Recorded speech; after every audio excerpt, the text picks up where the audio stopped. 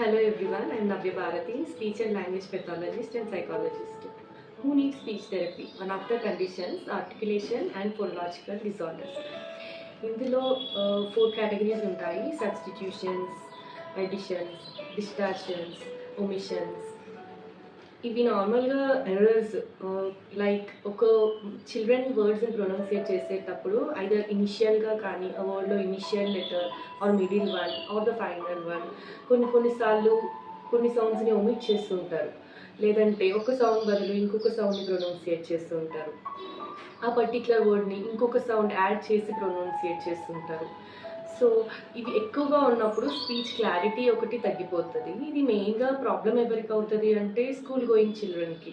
వాళ్ళు ఎప్పుడైతే స్కూల్కి వెళ్తుంటారో వాళ్ళ పీర్ గ్రూప్స్ దాన్ని ఐడెంటిఫై చేయడము, బుల్లింగ్ చేయడము, కమెంట్స్ చేయడము చేసినప్పుడు వాళ్ళలో ఇన్ఫీరియారిటీ కాంప్లెక్స్ డెవలప్ చేసుకోవడానికి ఛాన్స్ ఉంటుంది. సో ఫర్దర్గా ఇది అకాడమికల్గా కూడా వాళ్ళని బ్యాక్కి తీసుకెళ్ళడానికి ఛాన్స్ ఉంటుంది. సో ఇలాంటి వాటిని మనము స్పీచ్ థెరపీతోని కరెక్ట్ చేయవచ్చు. Thank you.